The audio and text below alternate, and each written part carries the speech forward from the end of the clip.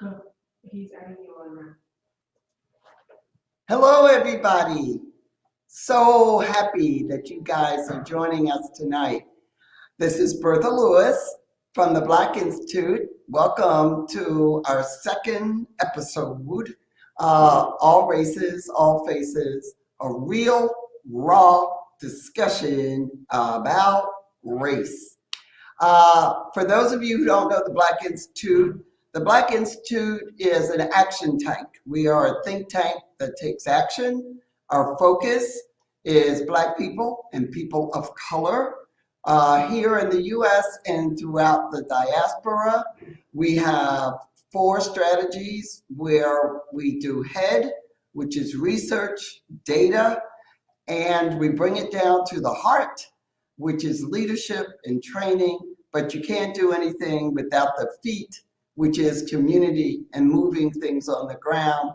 Our issues are the environment and how it affects Black people, education, how it affects Black people, economic justice, as well as immigration. So, again, welcome to everyone, and we'll get started. We have some fabulous panelists tonight for our roundtable, and we wanted to explore a real and raw discussion about race and Latinos, Latinas, Afro-Latinos, and what that means to Black people, because there actually are some Black Latinos. So I'm going to introduce each one of our panelists. You're going to be amazed. Our first panelist, or the first one, is Dharma Diaz. And Dharma is a current New York City Council member out in Brooklyn, Brownsville, East New York, Cypress Hills, Ocean Hill, Brownsville. Guess what? That's the hood. That's my hood. And she's born and raised in Brooklyn, from Puerto Rican parents, attended public school. So she's a real New Yorker. She's been working in the community for over 3 decades. So she's not new to this, and she's been on the ground, real and raw. Over the years, Dharma's work has led her to directly make sure that she has a safer community and a neighborhood, a cleaner neighborhood, and a more fun neighborhood. We can have fun in the hood. She's brought many resources in education, employment, senior citizen services, housing, healthcare, and so much more. And guess what? Dharma is here tonight because I've known her for years, and she will keep it real. So welcome, Dharma. Thank you for having me. It's an amazing opportunity. Great topic, and I'm glad to be a part of it. Okay. Our next panelist is Maria Ordonez. Maria. Hi. So she's an organizer, people. She witnessed the struggles in our community, and she just started her organizing through, of all things, local gardens. You know, green, eat your vegetables, people. She organized in her local church. And when you are a tenant, one of the first things that you do is organize your building. So she wants you to know she's at 3333 Broadway. And she has been working in environmental justice. She had worked and was inspired by the Bernie Sanders campaign on a national level. She organized on her campus, and she has really challenged utility companies who put profits over people. She's registered, and you know, you can do nothing without politics, and you got to register people, and that ain't easy. She's registered working class people of color. to vote and reminded them that together we can win, and they can win what they deserve, and they deserve to demand it. So welcome, Maria. Thank you, Bertha. It's great to be here. I'm really happy to see where this conversation goes and looking forward to it. Well, keep it real and keep it rolling. Absolutely. Our next panelist is Day Bradshaw. Now here we have another community organizer. I love it. I love it. Community organizers. We run the world. Now she's been organizing and working in the realm of racial and gender justice for the past 10 years. Now her hometown is Philadelphia. I'm a Philly girl, but she in New York now. Both of us, you know, we came from Philly to be in New York, so we know what's up. South Philly, Southwest Philly.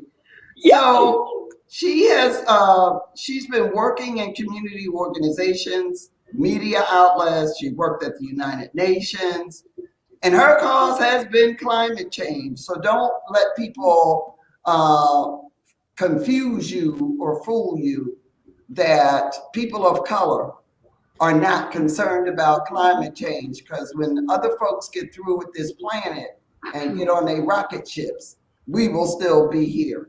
So Day is making sure that people understand what is going on with the planet and trying to put forward real environmental justice. She is a part of the Sunrise Movement. She's been in there since 2019, and she's committed and has never forgotten who she is and her race, and she's trying to get more equity. And she's the representative of the Sunrise Movement in the Northeast and in New York City. So that's a big, big job. Welcome, Day. Thank you. Day brings the sunshine, because you know, after we all dark up in the night, here come day. So remember that. Our next panelist is Catherine Pichardo Erskine. Hey. Now, she is the president, El Presidente, of the Hamilton Campaign Network in New York. This is an award-winning Latino-owned and managed political consulting firm, and it's based in New York City. However, Catherine is a 25-year veteran of government.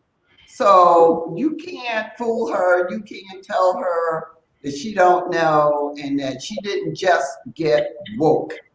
She understands that politics rules everything. But she started out again as an organizer for the National Association of Latino Elected and Appointed Officials, NALEO, in their education fund. She had previously worked for the Miriam Group. Now, if some of you don't know, here in New York, there was two gangsters that formed a company. You have to tell them we said that, Bertha. Well, you know, they know me. Luis Miranda and Roberto Ramirez. They are for ERM. However, she took over the Hamilton Campaign Network as the sister company of the Miriam Group. You know, she went from being the vice president in Miriam to the president of the Hamilton Group. She's worked for corporations, labor, nonprofits.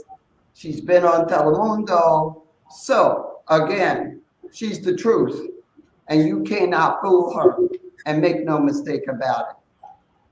And last, but certainly not least, my sister Brenda Figueroa. Now, Brenda is a bilingual school psychologist. Okay? You know, people all want to talk about mental this and mental that, but we have a genuine, bona fide school psychologist that YOPS has been working in the New York City Department of Education with young people. And not only is she bona fide, but Brenda is certified in the nationally certified schools of psychologists. Nice. Now, she has worked in Brooklyn in District 19. And for those of you, Dharma, you know District 19. She has worked in our community. You know, she is not giving her services over. She's where the people are, the kids that need it the most. She's also a family engagement specialist for New York City. But the thing that separates her from not just being some kind of academic psychologist, she's really passionate about this. She cares about it. She cares about her current role. And her whole prime directive is to support students, support families, and support educators in New York City. Everyone, our real, raw race, all races, all faces group of fierce females. And it ain't no mistake that it's all females tonight.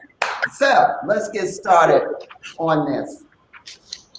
So let me just kind of bring up a topic, and sometimes things can go in and out, and it's fine.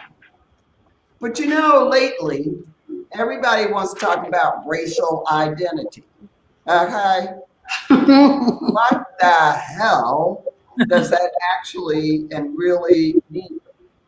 And also, when we're talking about racial identity, I just want to talk about this new thing where people have done racial and ethnic appropriation. It's just like anybody just takes your stuff and just decides, you know, today I'm this and today I'm that. So being in America, let me just start out by opening up this big topic called racial identity. And if you'll notice, all of our panelists tonight, they're female and they're Latina, and they're very diverse. So who wants to go first? Listen, I have y'all not shy, because I know one thing. I want to talk about identity, and you know what pisses me off? People like professors and such that grew up white all their life, and all of a sudden now they just decide that they're going to be Latina. They just decide that they're going to be Black. They just decide I'm Afro-Latino. So what do you ladies think about that? And what do you think about how we define racial identity? Bertha. Well, let's dominate Catherine and then everybody else. Okay. You know, I was going to say, it's interesting that you say it, because I was born in Williamsburg, and mixed community, mixed friends, race and ethnicity was not something that was huge to me. We lived and we survived and we got along and we did that. So that in the last couple of years, it's just been so big. And within my race, there's a candidate that's gone from a white mom, a Black dad, born in Panama, being Panamanian, Latinx, Afro-Caribbean, to now Latina. And I was in a conversation with someone this morning, and I said, that's deep. You know, what runs through our veins is not something that we could just say we sympathize and we empathize. So in having the conversation with someone who also says that she's very Puerto Rican is, how do you feel about this? And she says, oh, I didn't know. What do you mean you didn't know? We have to know who we are and who we associate ourselves with. At least for me, like it's definitely been extremely challenging when individuals impose, you know, or pretend to be what they're not. It's not easy to be who we are, and we bring in our own struggles to the table. So that's why I was really excited to hear what all of you have to say because it's real and it's dynamic to see how people change who they are based on the conversation, the movement, the narrative. You're right. That's not how it should be. But I'll throw it back. I really like to hear how you're all dealing with it, because to me, it just pisses me off, and that's the bottom line. It's hard. This has been since 7 years old. I'm 52. I've been on the pavement, not worried about who I was helping. So to have somebody in my district thinking it's okay, no, baby, this is not how we do this. Figure out who you are, and then we work on your deliverables. But Well, don't cut nobody, Dharma, now. It's hard. Really, how do you do that? It's so hard to be an African American in America. So how do you have the right to say I'm Afro-American today and tomorrow I'm Latina? The conversations are different. And if you're raised with the Anglo education, it's definitely different from my experience. So you're not talking to my community. You can adapt, but again, it's been against my struggle. When I was involved in PTA, I had a real big issue with teachers coming in from Long Island to tell me how we're going to teach my kids. So to me, it's no different. It's not that I'm anti-Anglo, that would be a lie, but I think we have to give respect where respect is due. And at my table, everybody belongs. But like Bertha said, we're going to keep it real. And it's impacting our communities. It's changing our educational system and how we're going to evolve. COVID has done, and every community is affected us differently, and that's the reality of it, right? But how do we move from this? 10 years from now, what are we going to look like? So the folks that are pretending to be us now, whether Black, Asian, or whatever we're pretending to be, it's going to change the flow and our outcomes. Well, I think the other thing that you brought up, Dharma, and I'll go to Catherine, is people finding their own racial identity. You know, there's appropriation, but then again, it's like, what do you think you are? So what do you have to say about this whole racial identity situation, Catherine? No, and I'm glad, Councilwoman, that you brought some of the experiences that you've had to the table, because the fact is that it is very difficult to label an entire community of different folks, Latinos, and understand what that really means. And so it's very hard even for folks within our community to know what that means for them. You know, I was going to say, I have a t-shirt that says the future is female. I have another one that says the future is Latina. And there's a few other t-shirts out there with other hashtags that I'm sure people have. And I think it goes to the fact that we're very complex individuals. As women, I think we could relate to the fact that we are many, many things.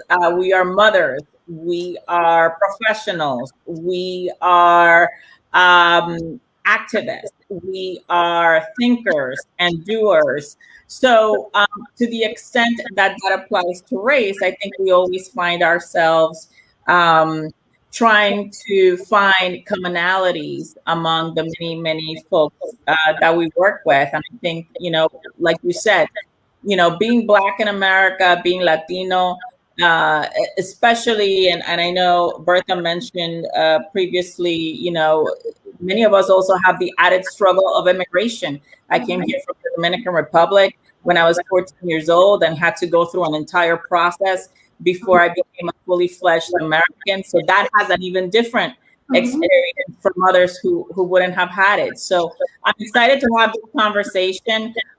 Certainly identity is the starting point. I think that we need to first define how we see ourselves, and then also see how we can work together within our community and outside of it to make our city a better place to live. Well, you know, people, when we talk about racial identity or even ethnic appropriation, people are talking about the color of this panel. Okay. Which what do you think about that, Brenda? And that's okay. You know, I wanna take it back a little bit, if you allow me. I want to specifically say positive racial identity, right? Because what Dharma and Catherine alluded to is the fact that those individuals that are involved in ethnic appropriation in a disrespectful way don't have a positive racial identity. Now, what I hope to convey today is an awareness of what's happening in the field that I'm in. Bertha said that the Black Institute is involved in conversations on how education impacts Black people in the United States and in New York. Now, going back to what I wanted to say originally, and what I want to convey is an awareness of the shift that is happening in special education as it pertains to low socioeconomic communities. A huge part of my role, Bertha, and my fellow panelists, as a bilingual school psychologist, is to ensure fair and equitable assessment practices for culturally and linguistically diverse students. Historically, Black, Brown, Latinos, English language learners have been overrepresented in special education and underrepresented in gifted and talented programs, enrichment programs, AP classes, any type of test prep programs to ensure positive outcomes. And when applying to specialized high schools and top rated colleges and universities. So this creates a disenfranchised situation. Now, getting back to racial identity, positive racial identity is developed through socialization. So in other words, our life experiences shape how we come to understand what it means to be Black, what it means to be Latino, what it means to be African American, what it means to be Asian American or Native or biracial in the United States. So our life experiences are informed by those. Our life experience inform how we see ourselves, right? Our community, our home, our school. Now, the messages that we're receiving through social media, books, and curriculum, and our political leaders and our teachers that cannot identify with the population that they're servicing, right? As Dharma said. But this is the question. How can we change? Because Bertha, in previous conversations, we talked about, yeah, we know about all these issues. We know about white supremacy, white privilege, racial issues, but what are we doing about it? So how can we change that positive racial identity when we're dealing with racial profiling, implicit bias, microaggression, the overrepresentation of our Black and brown boys in suspension sites or special education, very restrictive settings for our Black and brown boys and English language learners, right? And again, underrepresentation in those enrichment programs that foster the positive racial identity that we're talking about. Where do we pull from to foster that? Well, it brought me to a lot of times, as you said, gifted and talented might be underrepresented. But as you said, life and the messages that we seek. And that's why I brought up colorism. Because one of the things that I've gone through in my life, if you Black, get back. If you brown, stick around. And if you white, you all right. So how has colorism affected us in how we view ourselves and our racial identity and our ethnic identity? Well, I wanted to add on to what Brenda said. So you were mentioning positive racial identity, and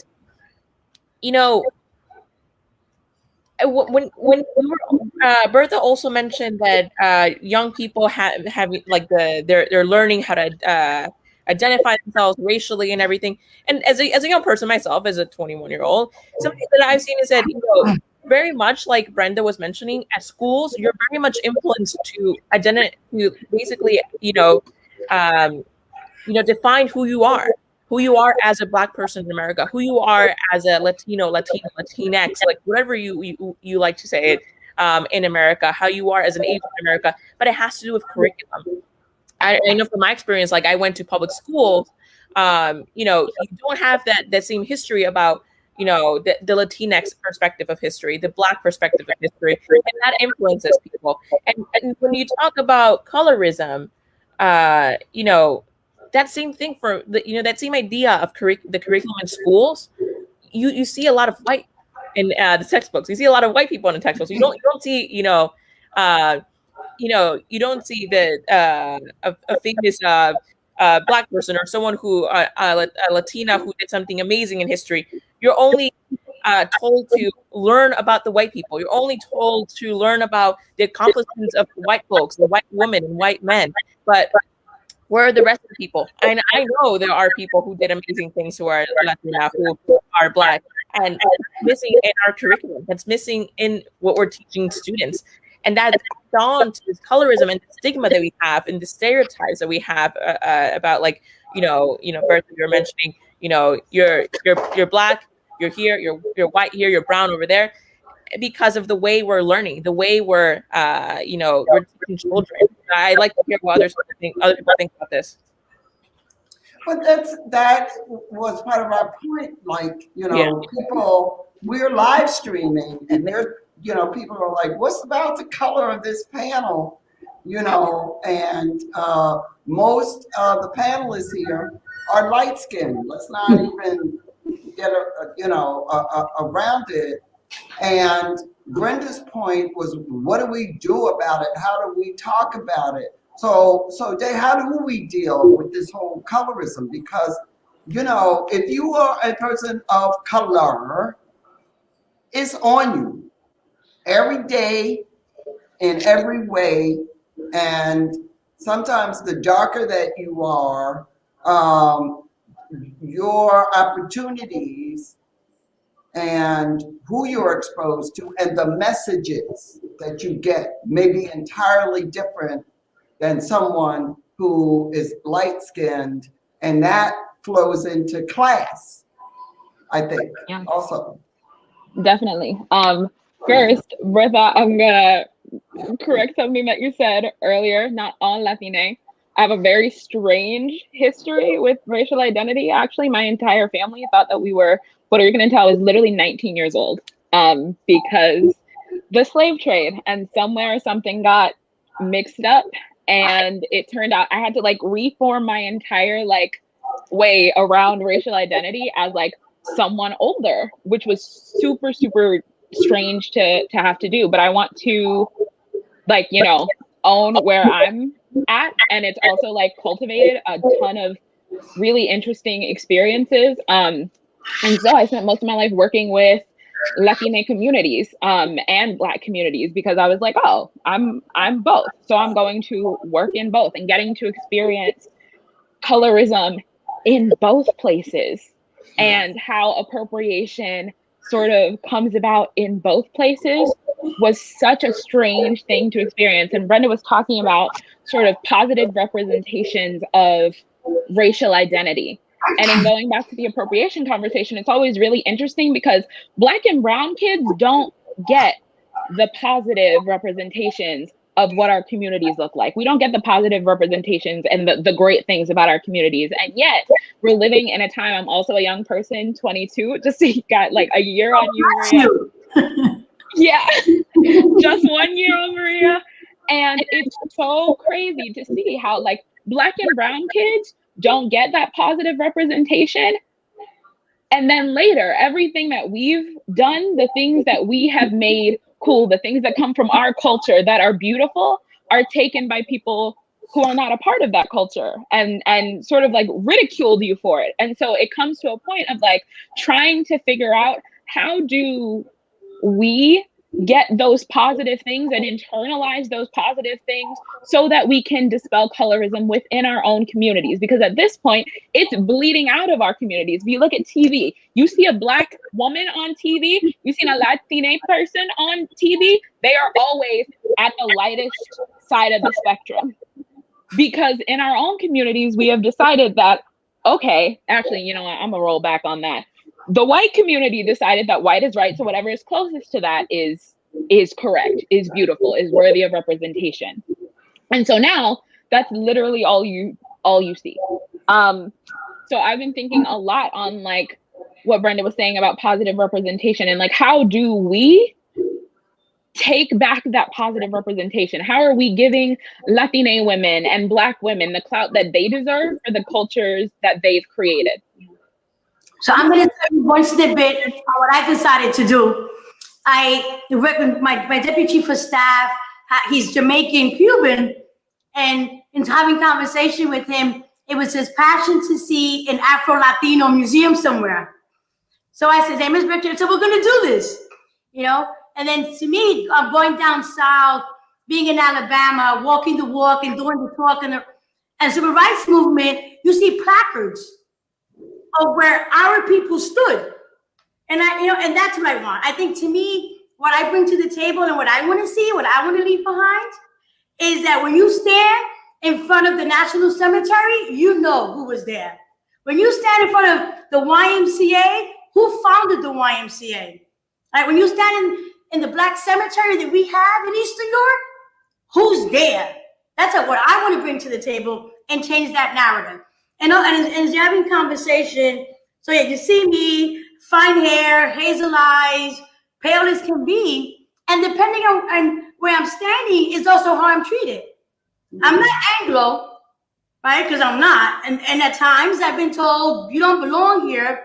And when I was first told that I was 17, and that was crazy, like we hung out. It was like I was able to participate in an internship to Paris. 17-year-olds, you always want to go to the bathroom, right? This is the last period, you want to get out. My French teacher says, if you can say, I want to use the bathroom in French, you can go. So I learned it. My mom worked her butt off, right? And she made it happen for me. It was my senior trip. I was her name. I was going to happen. Hang out overnight with a whole bunch of kids from Iowa, drunk as skunks. The next day, we're in the mess hall to school, and the young man tells me, I don't talk to you folks. Oh. And that was my first, like, what? But, right? Okay. To bring forward, so I started to say that to me was tough. All right, my mom worked really hard, came from Puerto Rico. She was a clerical assistant, became here a factory worker, and it was her dream to make sure that I saw the world. All right, that I conquered the world, and to be told that was like really weird to me. And so what I've decided to do, as a mom, I was pulled over, a young mom. My daughter's dad had just died. Addie was 9. I became part of the precinct council. It was in my passion. I was a city police officer. I was about giving back. I'm coming in from Queens into Cypress Hills. A cop stops me.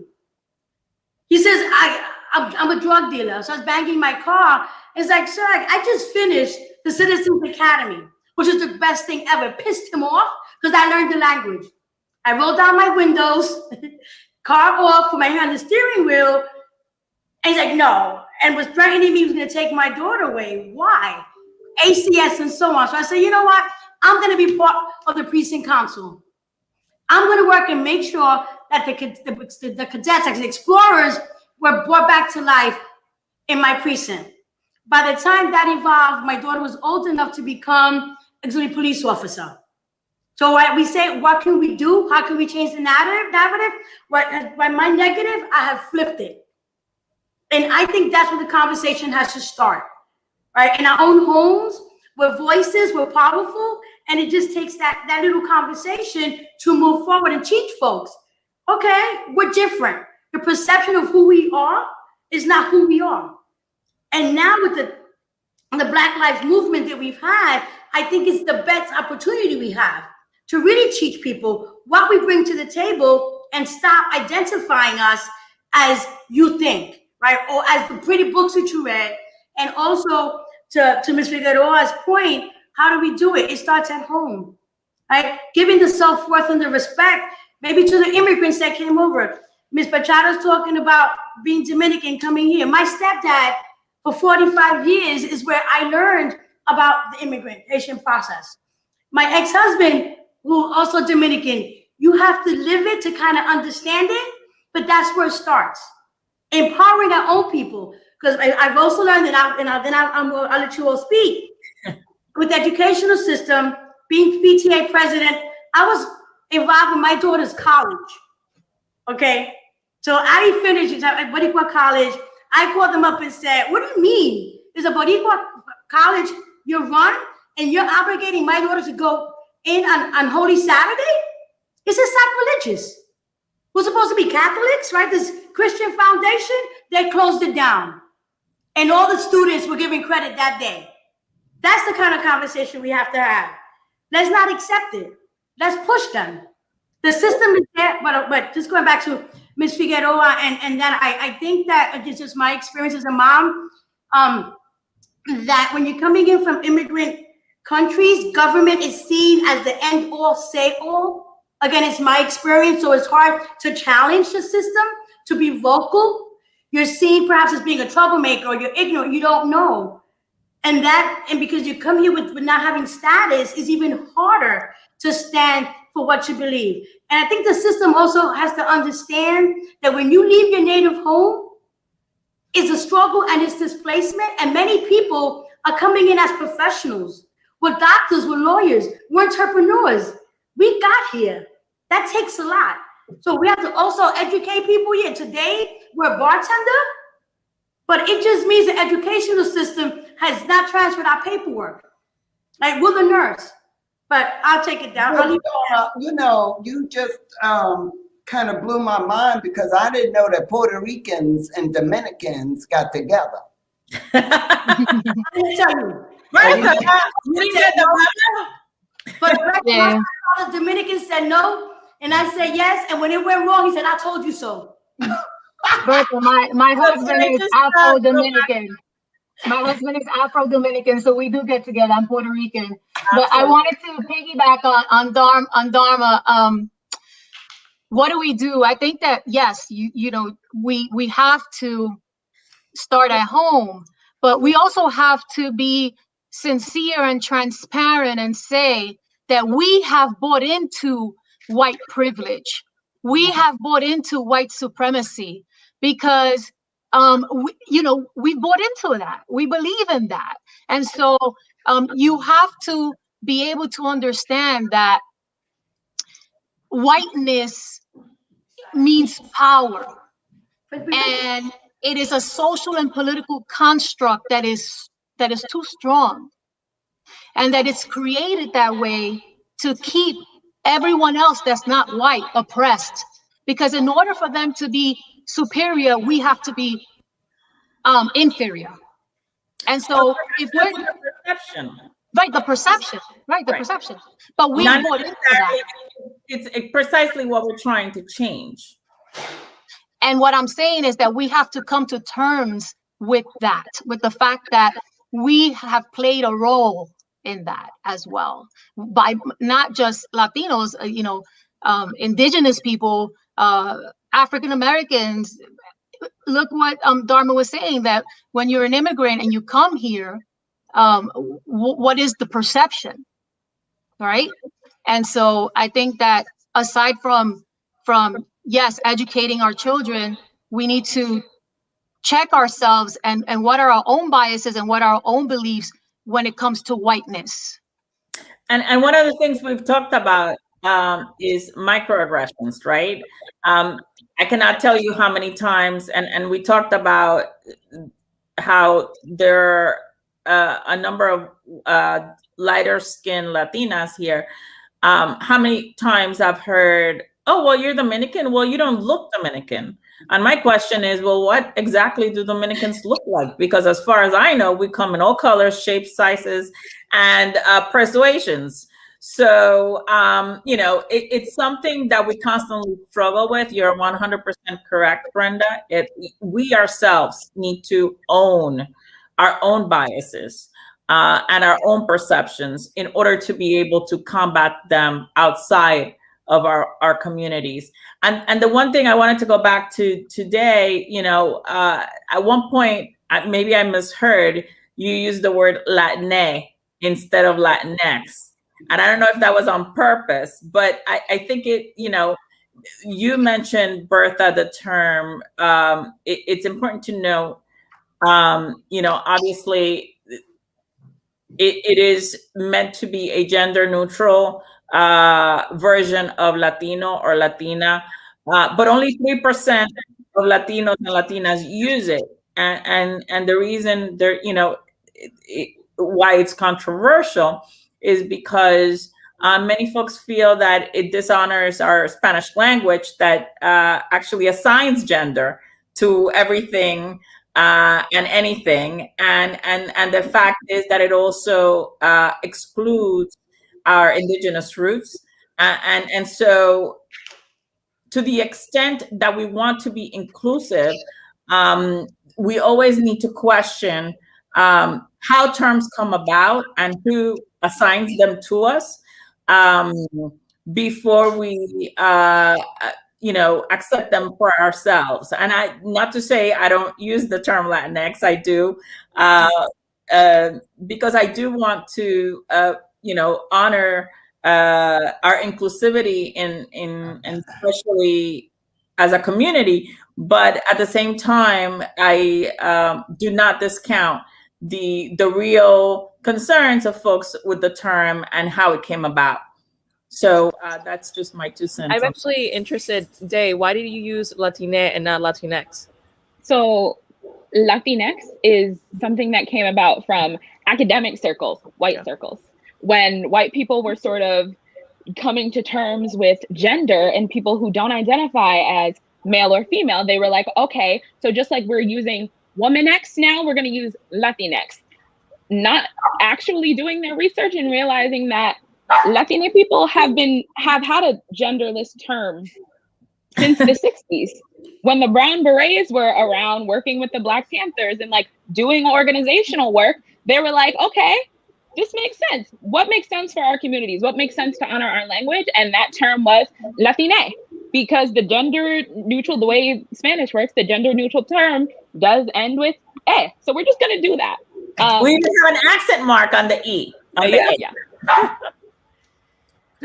So my mom, who's like 81, try explaining to her that it's not X. Well, and that's the thing. Latinx isn't really an English term. Yeah. And so that's the conflict, right? It's like when we were assigned the word Hispanic to basically market products to us. It's very,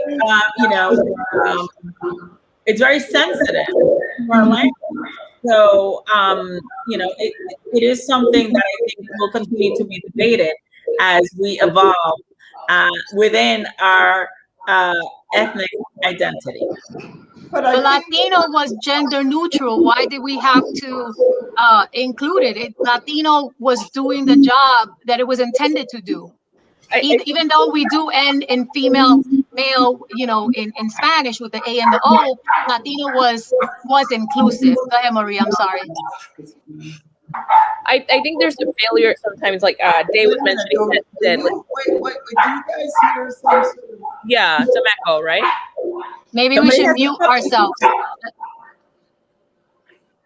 It's somebody's dog. That was my dog. I'm sorry. I have 2 dogs. But I think there's a failure that when the people who came up with the word Latinx were academics, like Dave is mentioning, but I think there's a failure to recognize, where the word come from, right? Latino, Latina. The word comes from generations of, the Spanish language usage, and even using the O for male, the A for female, and then O for gender neutral. That's something that goes back in time. That's something that, generationally was used, not just here in the United States, but used in South America, used in Central America. So I use Latinx myself as well, because I want to honor the inclusivity, like Catherine said. But I sometimes find conflict with it as a Latina myself, because, when you use Latinx, you're whitewashing the language. You're whitewashing the whole identity in itself. And when I go look at surveys and everything, I don't drop myself down as white, and then I look at other races, I'm none of them. So I put the other and I'm Latina. So, in and of itself, like, that's a conflict in identity itself. Like, the United States doesn't recognize like Latinos, like, and there's this phrase in Spanish that says, ni de aquí ni de allá. Like, how can we identify ourselves in these surveys? How do we identify, and in terms of color, and then in terms of the language? Like, continuously we continue to be, you know, like want to be like Americanized. And even the word, Hispanic that Catherine was mentioning, was more of a promotional thing, you know, all like, you know, imposed on people, you know, continued Americanization of people. You know, they brought immigrants back when, you know, we expanded to Mexico, and then the people from the border, like, you know, crossed over, you know, they Americanized people. And, you know, people owned up to the term because they wanted to come together. They wanted to come together and organize historically, you know, about organizing and organization that we're all part of, right? But historically, that's how it came about. And as one, we are Latinos, but I myself am very conflicted of Latinx, and even a Latina I like more because of like the history that comes with it that Day was mentioning, and I've known of the history. But Latinx I find very conflicting because it's very like elitist in itself and very whitewashing. But I do use it, you know, to honor the inclusivity. But again, I think that will lead me to, and several of you have mentioned this, you know, there seems to be generational differences. I'm probably the oldest here, but I have a card from my birth certificate. I don't even have a birth certificate. They just gave my mom a card because I was born down in Florida. And it says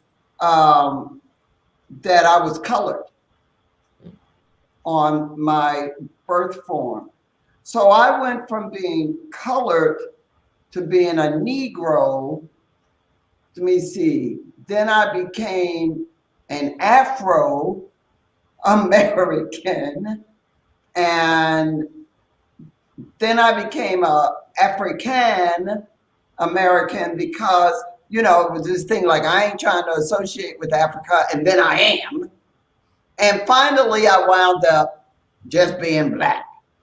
So I think, you know, I crossed in several generations, but is there, and what are the generational differences?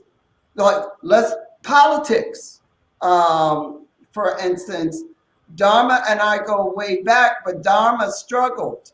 Maria is trying to deal with this crazy politics. And in self-determination, as Brenda said, part of that is power. But just in the terminology, are the generational differences, are they great or are they not so great? Or, you know, how is that a part of our culture as people of color? I mean, the way I see it, like, again, like I'm 21, Day, or you're 22. I don't know if you feel the same way, but I don't have like the same culture grounded on, you know, Latin American, customs, culture. You know, my parents are from Ecuador. You know, I don't carry the same traditions, and it's simply because, you know, generationally you go to different schools. You know, my parents went to school in Ecuador. I come here, I go to school in New York. I learn curriculum that does not represent the same culture, but instead represents an Americanized culture that they want to implement in people's minds. They want to implement on students' minds. It doesn't actually reflect, you know, us people of color. It doesn't reflect, you know, or honor, you know, in a positive way, us people of color. So, you know, I even lost track of what I was saying, but, you know, we do that. Yeah, basically, what I was saying was like, the generational difference. Generational divide. There you go. Generational divide. Yeah. So like we're detached. In many ways, we're detached. I know. I see like young people use Latinx, older people will use Latino. Yes. But it's about like inclusivity, you know. And you know, there's this new wave of like, you know, now people are more open to different topics. I think that in my generation, and I myself am more open to different ideas, stuff that we never would have spoken about before. But it's stuff about being inclusive, and that is that generational divide. But I think that we need to come to terms about not honoring our culture, honoring where we come from, and making sure that that new generation, where I'm coming from, also respects the history and tradition from back then. So we're not just whitewashing. We're just not transforming something for the media or something for Twitter, but we're actually respecting where we're coming from. But how do we do that? Dharma had said everything starts at home, and I think what she was really getting to is people that are closest to you. And Brenda talked about what we're being taught and our education, and what we're exposed to, as Day said, how my issue in our last topic, and this is the real raw one, is how we treat each other. I don't give a damn about white people. I mean, I have to, I have to recognize them. We're all in the world together, Bertha. But I'm not against anyone, but I am for my people. But here's my problem. Generationally, how do you honor the culture if you're not dealing with the other generations? How do you know what the history is? And how do we have folks from Ecuador dealing with Puerto Ricans or, someone else from South America? What is the classic, what is the model, Spanish, Latino, Hispanic person? What do we do to each other that keeps us? What do Blacks do to Latinos? What do Latinos do that keep us from actually having, as Brenda said, owning it, as Dave was saying, I just claimed it. So, what are we doing to each other? If I may say, I know we only have about 6 minutes. I think the fact that we strip each other as opposed to bringing each other up. As we joked around earlier, Puerto Ricans and Dominicans, we're only a boat apart. And we come here, and I often say, with a green plantain, Puerto Ricans make mofongo and Dominicans make mango. My Honduran friend makes plátano chips. So we're more common or have more commonalities than we do differences. So until we can accept that within ourselves, I think it makes it difficult for other cultures or ethnic groups to accept us and understand us. If that kind of makes any sense. I find it difficult within my own process in struggling that I don't have the Latino support that I should have. Why is that? Because it's easier to say, Dama got it going on and she's been working 30 years, right? Than to just be part of a flavor in a conversation. So going back to, I think it's a matter of us accepting each other and understanding that without each other, we continue to fall. And as Brenda was saying earlier, we have a lot to offer, but we're not showcasing that. We're too busy knocking each other down that it makes it impossible for any other group in society to know what we've accomplished and what we can do. But I think to that point, Bertha, I agree with Dharma. We really need to focus on what we have in common versus our differences. But as it relates to issues, I find that the most successful efforts where you can bring people together are really around problems in our community that we have to solve, whether it be, an issue with traffic or access to affordable housing or the state of our schools. That is really what brings people together, because at the end of the day, people all have one main thing in common, which is that they come to this country or they live in this country and they've been here forever. but everyone wants to make a good life for themselves and their families. So as we surround those issues, it is a lot easier to find those moments where we can work together. But at the same time, I feel like, at least within the Latino community and for others to understand us, we also have to embrace our differences, and that it's okay that if you go to a Puerto Rican household, you're going to have arroz con gandules and pernil, and if you go to a Dominican household, you're going to have rice and red beans and We're gonna carne. have moro. And if you go to a Cuban household, you're going to have rice and black beans and ropa vieja, or you know, if you go to a Jamaican household, you're going to have rice and peas and oxtail. So again, yes, we find commonality in working around issues. But we have to embrace the fact that we're a beautiful mosaic of folks, and it's okay to be different. It's okay to like different things. And, you know, at one point, I think Brenda talked about, or Day talked about, you know, people crossing the border. For many of us within the Latino community, the border crossed us. So I think that that's a beautiful thing, and we have to embrace it, and we have to cherish it, and we have to feel honored in that heritage and translate that to our children. And I tell you, I have 2 teenagers. It's very, very difficult to get them to speak Spanish and cherish their roots. But, you know, it's a job that every parent has to do as they, you know, live in this sort of multicultural world.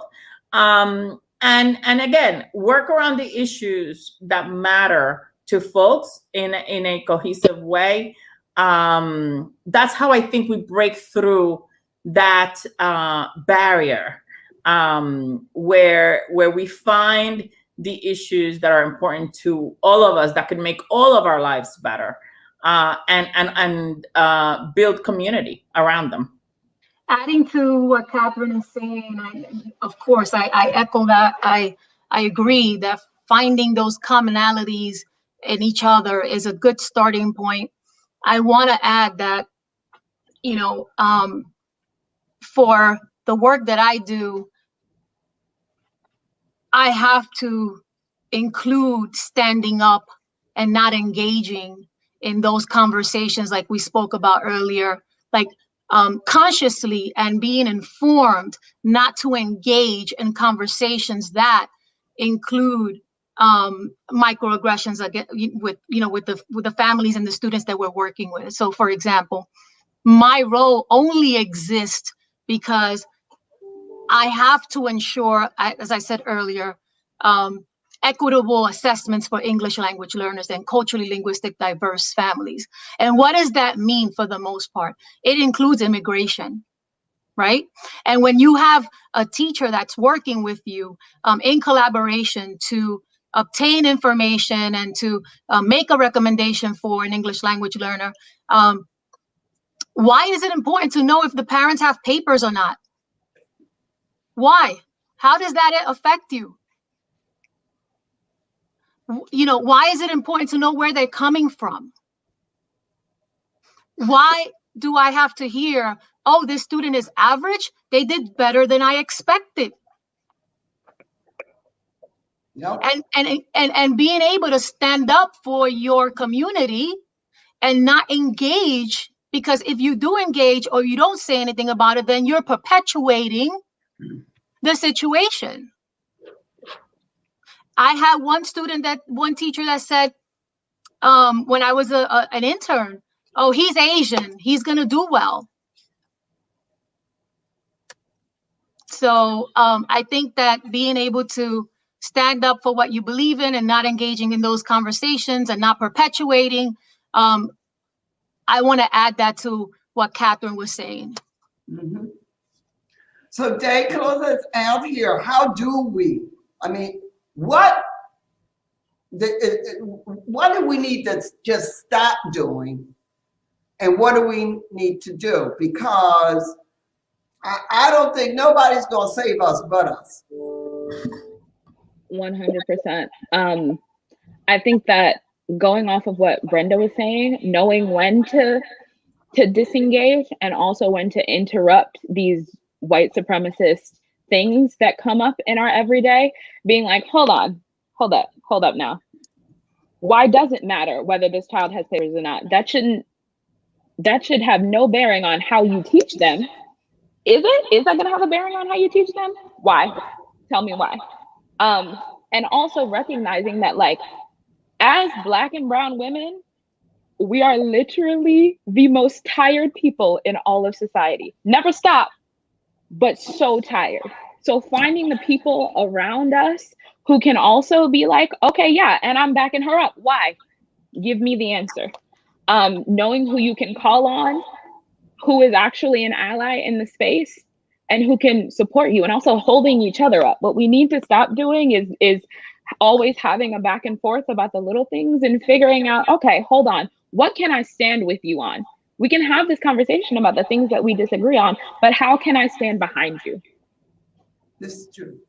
I think that, this is what has excited me about having all of you here with me tonight, because if we don't stand up for each other, regardless as to the color, regardless as to the immigration status, regardless as to the political party, we are a people. We are a culture. We can't, I started a project called the G Project because in 2006, I was talking to African Americans and Black people about comprehensive immigration reform. And I thought at one point that if I had put up a sheet and couldn't see the person, that I might have been talking to some Southern Ku Klux Klan person who was talking to me about you taking my jobs and can't speak the language. And I'm like, brother, what is up with you? What job are you talking about? Oh, you talking about that below minimum wage job that you think somebody is taking from you, that you're like saying, like, hell no, I'm not going to do that. And guess what, brother? You don't speak but one language, the King's English. Is that all you know from the King? Check yourself. And so I have leaned into being an angry Black woman because in order to cut off and not engage in some conversations, as Brenda says, I have to do like that and say, hold up. Oh, hell no. You're not going to say this. You're not going to go there. Tell me why. So I think it starts with us, especially as women, and as women who are Black, brown, yellow, beige, cinnamon, ebony, all kinds of colors. We are the rainbow, and we are the culture, of civilization in the world. So I am very happy that you all were part of our continuing series, because we meant what we said. It's all races and all faces, not just one. And I hope people have seen, the variety of fierce women that we've done tonight. And I hope you'll join us again. We'll let you all know. I'm going to be in touch with all of you sisters, because I got some battles to fight and I need some help. In closing, if I may say, I want to thank Bertha, because as we're thinking, and we've gone from Latina to Latinx to wherever we're going to move in 20 years, we may be calling ourselves something different. Bertha, to me, taught me something, as she says, as she ages and she blossoms, and moving on, how she's been identified as a Black woman has also changed. So how do we learn from this? right? And that, to me, that's a big takeaway. Not looking at it through your lens and through your experience, how you have had to accept, right, with evolution and times and the age group, right? Jay is 21. That's beautiful and amazing. And I'm looking at the both of you, right? A difference of maybe 40 years between you. And it's basically the same conversation. You're accepting the change and moving forward from it. So I want to thank you all for the conversation and the experience, because as my daddy says, every 20 years, society changes. And when you put it tonight, the struggle continues. And again, just thank you. I also want to share that as a young member of the council, I was asked to be the chair of the Women and Gender and Equity. So let's celebrate that. If I could be of assistance, if there's some policies you want to see different, if there's some laws that you want to see change, I'm open to the conversation. Let's use the fact that one of us is at the top, and I'm here to serve you what that means to you all. Again, thank you for the opportunity. Thank you, Dharma. Dharma. Thank And you. Thank you, Brenda and Catherine. You tell Luis and Roberto, they could call a sister sometimes. I will. Thank you, Day. This was great. I love you. Stay tuned Thank you. to the Black Institute. We will be having another conversation. I would like to hear from you all. What should the next panel look like? What raw, real topic should we get to? Who should we spill the tea on? Who should we call out? So I need you all to help us put together our next program in this series. And again, we love you all. Thank you so much for tuning in. And thank you all, ladies. This was fabulous. Thank you. Okay. Have a good night.